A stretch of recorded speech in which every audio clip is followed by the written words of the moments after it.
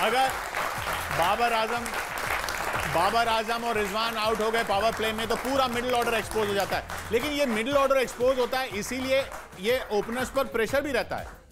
जी बिल्कुल। और देखिए यहाँ पे 1-2 विकेट का सवाल नहीं है, हमें 10 विकेट चटकाने हैं। अगर ब्रेक थ्रू देने में हमारे गेंदबाज कामयाब रहते हैं तो बहुत बड़ा ये एडवांटेज रहेगा भारतीय टीम के लिए।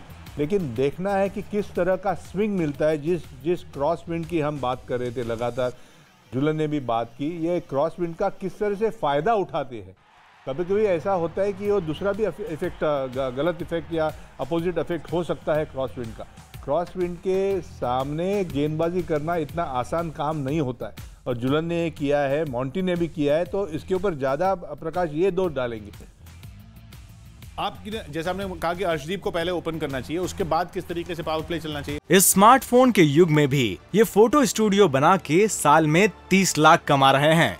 आपको भी ये कमाना है, उनसे सीखना है तो फ्रीडम ऐप को अभी डाउनलोड कीजिए। I think Arshdeep and Bhuvneshwar Kumar will start with the new ball and then Sami and then Offie, then आपके Hardik Pandya will come. That is how I feel they'll start.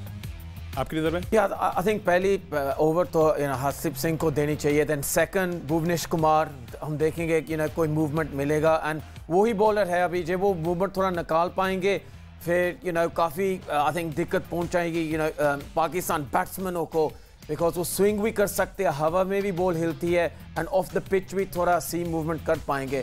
सो भुवनेश कुमार की जो 4 overs है ना, वो बहुत crucial होएगी, वो game setup हो जाएगी भारत के लिए।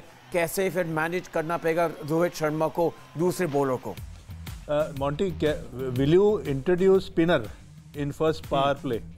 एब्सोल्युटली। आई थिंक जैसे पहले भी हम कह रहे थे अश्विन को डेफिनेटली बॉलिंग करनी चाहिए in the power play. 1 over जब वो कुछ कर पाएंगे अच्छा हो जाएगा।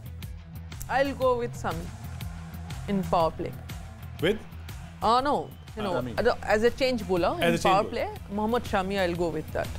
तो अगर नहीं, आप जो कह रहे हैं कि स्पिनर को या अश्विन को पहले पावर प्ले में ही लाना चाहिए, उसकी खास वजह बाबर आजम? बिल्कुल खास वजह है, क्योंकि जब भी आप अच्छे गेंदबाजों का, जो स्विंग बॉलर्स है हमारे पास, उनका सामना करते हैं तो रन रेट के ऊपर आपका ध्यान ज़्यादा नहीं रहता। किस तरह से विकेट अपनी बचाई रखे, इसके ऊपर ध्यान ज़्यादा होता है। और जब स्पिनर्स आता है तो एक लालच निकलती है कि चलो, जो अब हमने शांत रखा था पहला 4 ओवर, तो क्यों ना इन स्पिनर के सामने हम चांस ले, और वहीं पे एक निकल के आती है, क्या बोलते हैं, चांस निकल के आता है। इसलिए मैं भी चाहता हूं कि पहले 6 ओवर में अगर 1 ओवर स्पिनर को दे जाए तो शायद ये एडवांटेज बन सकता है भारतीय टीम के लिए। इसमें अभी तो सबसे पहले बॉलिंग पर ही ध्यान देना पड़ेगा, लेकिन जैसे जैसे ओवर्स निकलते चले जाएंगे और अगर रन रेट उनका धीरे धीरे बढ़ता चला जाए तो क्या रोहित शर्मा के दिमाग में कॉम्बिनेशंस चेंज होनी शुरू हो जाएंगी बैटिंग के लिए आगे? सिचुएशन के हिसाब से कॉम्बिनेशन चेंज होती है। ये ज़रूरी नहीं कि भुवनेश्वर कुमार को 2 ओवर डालने हैं या 3 ओवर डालने हैं। सिचुएशन को समझकर कि क्या ब्रेक थ्रू मिला है भारत को पहले 6 ओवर में, अगर मिला है तो ठीक है, अगर नहीं मिला है तो ये कोशिश होगी रोहित शर्मा की कि जो सेट हुआ है उसको किस तरह से अनसेटल किया जाए। इसलिए विकल्प तो काफ़ी है, हमने देखा भारतीय गेंदबाजी में विकल्प है। अभी इस विकल्प का किस तरह से फ़ायदा रोहित शर्मा उठाते हैं, सिचुएशन को समझ के ये देखना पड़ेगा। चलिए चलते हैं, बस मैच शुरू होने वाला है, चलते हैं मेलबर्न अमृत के पास। अमृत, बल्लेबाज पहुंचने वाले हैं, टीम पहुंचने वाली है मैदान में। हिंदुस्तान अंदर पहुंच चुका है, दुआएं दौर जारी है। अब आपसे मुलाकात होगी जीत के बाद। बीच में इस उनकी इनिंग्स के बीच में भी मिलते हैं, बिल्कुल मिलते हैं। स्कोर जब सेट हो जाएगा तब भी मिलते हैं, कि कितना चेस करना है तब भी मिलेंगे।